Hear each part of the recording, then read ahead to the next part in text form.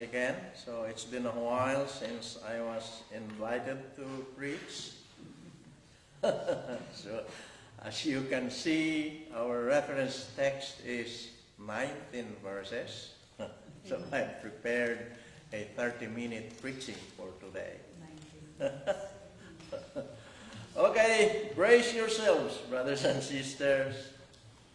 Today's ministry of the word is evil will not triumph forever. Hindi magpakailanman magtatagumpay ang kasamaan. Let's pray. Almighty God, as we meditate on your word, Father, we pray for thy Holy Spirit to bless us with teachable hearts, to receive your joy, your word with joy, Almighty God. Father, I pray for your anointing, and Lord, bless me with wisdom to rightly divide your word. Fix your word in our hearts for us to live by them. We pray this in your Son's name. Amen. If you remember in the second part of my preaching on the book of Habakkuk, the prophet, after hearing God's response to his first complaint, still didn't understand why would God use the Babylonians, a more wicked nation, to this disciplined Judah. Hindi pa rin niya maunawaan kung bakit ginagamit ng Diyos ang mga Babylonians upang disiplinahin ang kanyang piniling nation, Judah. To him, the moral problem remains unanswered, so he came up with a new set of questions or complaints. In God's reply to Habakkuk's second set of questions, yun yung ating pinagbulay-bulayan nung last na preaching ko, his second set of questions and complaints, God told him to be encouraged to wait because God's purpose is soon to be fulfilled. Through the words of the prophet, God pronounces a series of war oracles against the Babylonians for their greed in verse 6, chapter 2, their self-reliance, 2:9, their violence, 2:12, their arrogance, 2:15, and their idolatry. So God pronounces oracles on them, on the Babylonians, against the Babylonians. By this series of oracles, the Lord signals that he would judge Judah's enemy after he uses them to discipline his people. Yun ay nagpapahiwatig na yung mga oracles na yon ay nagpapahiwatig na ang Diyos ay parurusahan niya ang mga Babylonians pagkatapos na madisiplina ang kanyang mahal na nation. God hates sin even more than we do. So punishment of sin would certainly come. Let that sink in our mind, every one of us. God hates sin even more than we do, so punishment of sin would certainly come. Anyone who would trust in himself, as the wicked Babylonians trusted in themselves, would fall. So yung nagtitiwala sa kanyang sariling kakayahan, kagaya ng mga Babylonians, siya ay hindi magtatagumpay o he would fall. We must trust God even when we don't understand why events occur as they do, because He is in control. Maraming bagay na nangyayari sa ating buhay na hindi natin kayang unawain, subalit kinakailangan ang buong pagtitiwala natin sa Diyos. Let's put our full trust in God because He is in control. He knows best for His children. So, if you have your Bibles with you, please follow along as we go through the verses. Yung ating reference text. Number 1, Habakkuk's prayer of mercy. Ang kanyang panalangin ng kahabagan. It says in verses 1 and 2, a prayer of Habakkuk the prophet on Sigionoth. And verse 2, Lord, I have heard your fame. I stand in awe of your deeds. Lord, repeat them in our day, in our time. Make them known in wrath. Remember mercy. Habakkuk knew that God was going to discipline the people of Judah and that it wasn't going to be a pleasant experience. Nevertheless, he declared his unwavering trust in God's divine plans. He accepts God's will and way of punishing and disciplining his people and asked for God's mercy. Alam niya kung gaano hindi katanggap o hindi pleasant. Ano ba yan sa Tagalog? Hindi kaaya-aya ang parusang kanyang igagawad sa kanyang piniling Juda. Subalit patuloy niyang tinatanggap ang kalooban ng Diyos at yung pamamaraan ng Diyos kung paano parurusahan at ididisiplin ang kanyang mga anak.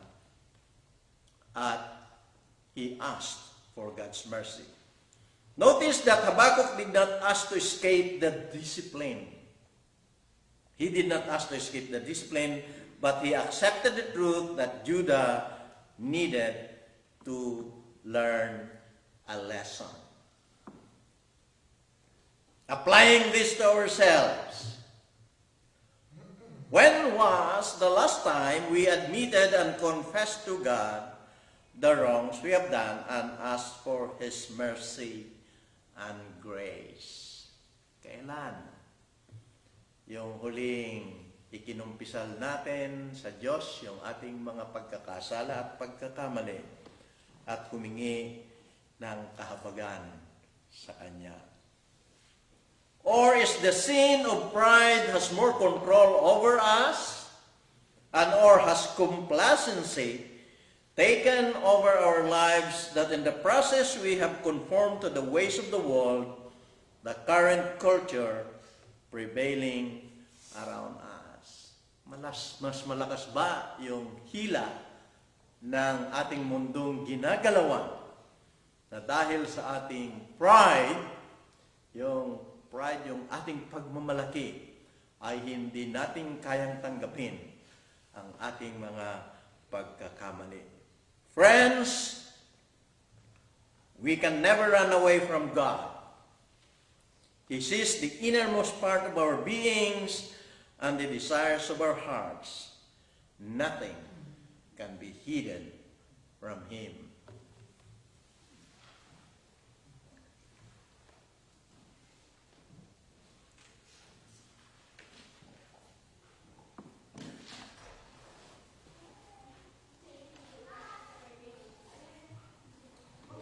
Welcome po.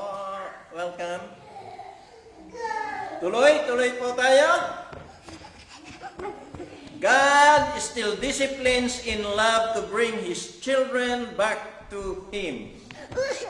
We must accept God's discipline gladly and ask Him to help us change. Kinakailangan ay tanggapin natin ng taus-puso kung anuman yung pagdidisiplina ng Diyos sa atin sapagkat tayo'y Kanyang mahal. Lagi nating binabanggit yan, mahal natin yung ating mga anak, kaya natin sila dinidisiplina. Kung tayo ng mga magulang ay marunong magdisiplina sa ating mga anak dahil mahal natin sila, Gaano pa kaya ang Diyos na nagmamahal sa atin na hindi tayo disiplinahin? You know, oftentimes, it takes a disaster in our lives before we realize that we are drifting further and further away from God. At sa mga pagkakataong yon, nandiyan ang Diyos, maaari tayong tapikin upang ipaalaala sa atin, to remind us that we are drifting further and further away from Him. So, wag nating masamain yung disiplinang dinadala sa atin ng Diyos. God honors a surrendered life to Him with His unfailing love. Okay? Hear what King David said in Psalm 103, 11 and 12. For as high as the heavens are above the earth, so great is His love for those who fear Him. And in verse 12, as far as the east is from the west, so far as He removed our transgressions from us. Sino sa atin ang makakasuka ng east from the west? If you go east, you keep on going east. Hindi matatapos. If you go south, you keep on going, if you go west, you keep on going west. Hindi natatapos, walang katapusan. Di ba? So, sabi doon, as far as the east is from the west, so far has He removed our transgressions from us. Ganon daw ang pagtanggal ng Diyos ng ating mga pagkakasala, yung ating mga pagsalangsan sa Kanya. And in Luke 1:50, His mercy extends to those who fear Him from generation to generation. Okay. Napakagandang mga verses yan upang ating panghawakan kung gaano tayo kamahal ng Diyos. Point number 2, Habakkuk's faith-bolstering faith. Mga nagpapasigla o nagpapatibay sa pananampalataya na idineclare ni Habakkuk. Yun ay matatagpuan natin sa verses 3 up to 15 o 16a pala. Okay? Sabi doon, God came from Teman, the Holy One from Mount Paran. His glory covered the heavens and His praise filled the earth. His splendor was like the sunrise, rays flashed from His hand where His power was hidden. Plague went before Him, pestilence followed His steps. He stood and shook the earth, He looked and made the nations tremble. The ancient mountains crumbled and the age-old hills collapsed, but He marches on forever. I saw the tents of Cushan in distress, the dwellings of Midian in anguish. Were you angry with the rivers, Lord? Was your wrath against the streams? Did you rage against the sea when you rode your horses and your chariots to victory? You uncovered your bow, you called for many arrows, you split the earth with rivers. The mountains saw you and withheld torrents and wrath. The mountains saw you and wrath. Torrents of water swept by, the deep roared and lifted its waves on high. Sun and moon stood still in the heavens at the glint of your flying arrows, at the lightning of your flashing spear. In wrath you strode through the earth, and in anger you threshed the nations. You came out to deliver your people, to save your anointed one. You crushed the leader of the land of wickedness. You stripped him from head to foot. With his own spear you pierced his head. when his chariots stormed out to scatter us, gloating as though about to devour the wretches who were in hiding. You trampled the sea with your horses, churning the great waters. I heard, and my heart pounded, my lips quivered at the sound. Decay crept into my bones, and my legs trembled. Habakkuk declared the power of God and the verses that we just have read. In my Bible, there's a footnote on the word Huguenot in verse 1. It says, the word is probably a literary or musical term. What this means is, after Habakkuk received God's replies to his questions and complaints, he fully understood and recognized God's sovereignty and burst a sublime prayer in a psalm of praise. Habakkuk's plea for mercy in verse 2 quickly turned to faith-bolstering psalm of praise in verses 3 through 16a. Verses 3 through 16a is a psalm of praise by Habakkuk where he declared the power of God. His psalm of praise spoke of the power, majesty, and glory of Jehovah. It speaks of God's divine attributes and his greatness. Habakkuk is worshiping God in his psalm. Notice in verse 13 through 14, he describes God's deliverance of his people. He says, you came out to deliver your people, to save your anointed one. You crushed the leader of the land of the wickedness. You stripped him from head to foot. With his own spear, you pierced his head.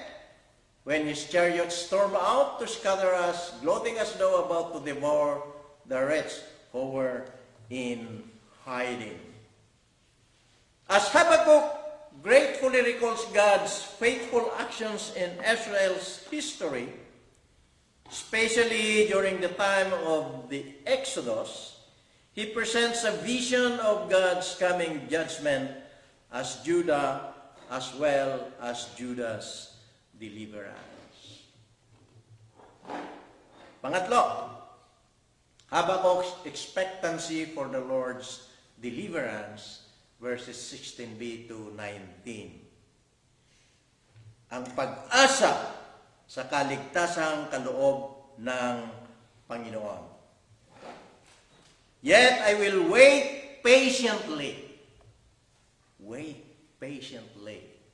Sabi doon, for the day of calamity to come on the nation invading us. Kailan pa tayo naging patient sa ating paghihintay? Ha? Yan, pagka nananalangin tayo, mayroon tayong gustong hilingin, gusto nating agad-agad masagot. But sabi dito, Habakkuk, yet I will wait patiently. Sabi doon sa verse 17, though the fig tree is not bud and there are no grapes on the vines, though the olive crop fails and the fields produce no food, though there are no sheep in the pen and no cattle in the stalls, yet I will rejoice in the Lord. Sabi niya, yet I will rejoice in the Lord. I will be joyful in God my Savior. The sovereign Lord is my strength. He makes my feet like the feet of a deer. He enables me to tread on heights. Sa kabila ng hindi pa niya nakikita yung katugunan sa kanyang panalangin, he waited patiently. It's the same thing for us. We have to wait patiently. Sabi nga doon, yet I will rejoice in the Lord. So, hindi pa man natin natatanggap yung ating mga inaasahan. Let us rejoice in the Lord. Rejoice in the Lord. I will be joyful in my Savior. Oh, pinagkalooban na tayo ng buhay na walang hanggan, ng kaligtasan. Dapat lang. Dapat lang. The sovereign Lord is my strength. He makes my feet like the feet of a deer. He enables me to tread on heights. In the remaining verses of chapter 3, verses 16b to 19, Habakkuk concludes with a pledge to wait expectantly for the Lord's deliverance. This difficult time of judgment of the nation of Judah will include a lack of essential foods, yet the prophet vows to trust in the Lord, confident that God will preserve the righteous according to His promise. In chapter 2, verses 4, the righteous person will live by his faithfulness. The righteous person will live by his faithfulness. So sa kabila ng kakulangan natin sa buhay, pagdating ng araw, matutugunan yan. Manatili lamang po tayo sa ating pananampalataya sa ating Diyos. Habakkuk affirmed that even in the times of starvation and loss, he would still rejoice in the Lord. His feelings were not controlled by the events around him, but by faith in God's ability to give him strength. Christians need not fear the loss of anything in this life when their hope is in the everlasting God. Ang mga Kristiyano ay hindi dapat matakot sa mga kawalan natin sa buhay na ito, sapagkat ang ating pag-asa ay nasa Diyos na walang hanggan. When nothing makes sense, and when troubles seem more than you can bear, remember that God gives His strength. He will not give us anything more than what we can bear. Take your eyes off your difficulties and look to God. Alisin daw natin yung ating atensyon sa mga bagay na nagpapahirap o yung mga kahirapan na ating kinakaharap at ituon natin yung ating paningin sa Diyos. Okay. God will give His followers strength and confidence in difficult times. Siya lamang po ang makakapagbigay sa atin ng kalakasan sa gitna ng maraming pagsubok na ating pinagdadaanan. Note of the image in verse 19. Sabi doon sa verse 19, He makes my feet like the feet of a deer. He enables me to tread on heights. Ayun ko kung nagtitingin kayo nung sa Facebook, yung mayroong dam na almost vertical at yung mga deer ay pumupunta rin sa gilid, nakakaakyat. Okay, yung pangkaraniwang bundok lang na matatarik, makikita natin yung mga deer ay parang baliwala sa kanila yung pagtalon-talon. This image of sure-footed deer traversing high hills calls to mind equipped for whatever terrain lies ahead. Ihinahalin tulad tayo, dapat, sa mga deer na ito na yung kanilang mga paa ay matibay na nakakatungtong anumang klaseng hills yung kanilang tutungtungan. Malakas yung kanilang pagiging matatag na umapak kahit na bangin ang kanilang kapaligiran. In 2 Samuel 22:34, it says, He makes my feet like the feet of a deer. He causes me to stand on the heights. And in Psalm 18:22, 33, at saka 39, all His laws are before me. I have not turned away from His decrees. He makes my feet like the feet of a deer. He causes me to stand on the heights. 39, you arm me with strength for battle. You humbled my adversaries before me. When we, God's people, encounter difficult paths, we should turn to the one who can enable us to walk without stumbling. Kung tayo na mga anak ng Diyos ay nahaharap sa isang daanang mahirap, kinakailangan tayo ay ituon natin yung ating atensyon sa ating Diyos na nakapagbigay sa atin ng katatagan na hindi tayo bumabagsak. Romans 16:25, sabi doon, "Now to him who is able to establish you in accordance with my gospel, the message I proclaim about Jesus Christ, in keeping with the revelation of the mystery hidden for long ages past."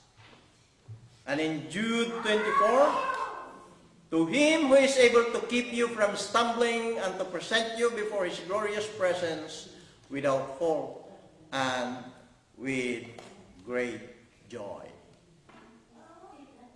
Habakkuk had asked God why evil people prosper while the righteous suffer. God's answer, they don't. Not in the long run. Pang-samantala lang. Yung mga anak ng Diyos ay nagdurusa at yung mga yung mga makamundo ay nagiging marangya. Sabi ng Diyos, they don't. Sabi niya, they don't. Not in the long run. Not in the long run. Habakkuk saw his own limitations in contrast to God's unlimited power and control of all the world's events. God is alive and in control of the world and its events. Brothers and sisters, God is in control. God is alive. God is in control of the world and whatever is happening in this world. Nothing is hidden from Him. Hindi niya tatago ang anumang nangyayari sa ating mundong ginagalawan. We cannot see all that God is doing,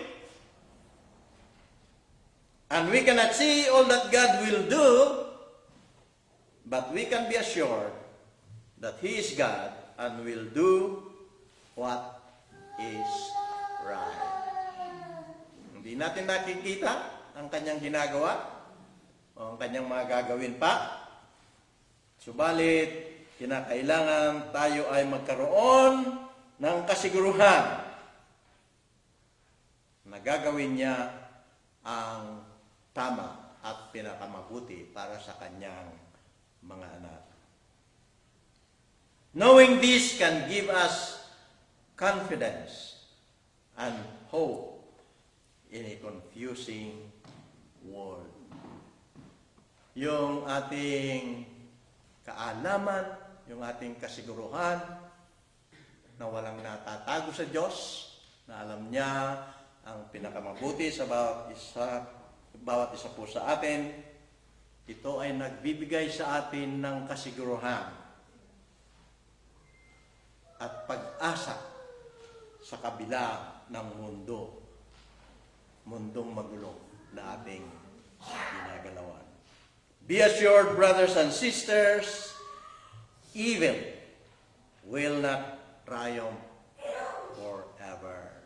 Ang kasamahan ay hindi magpakailanman magtatagumpay. To God be the glory. In the name of the Father, and of the Son, and of the Holy Spirit. Amen.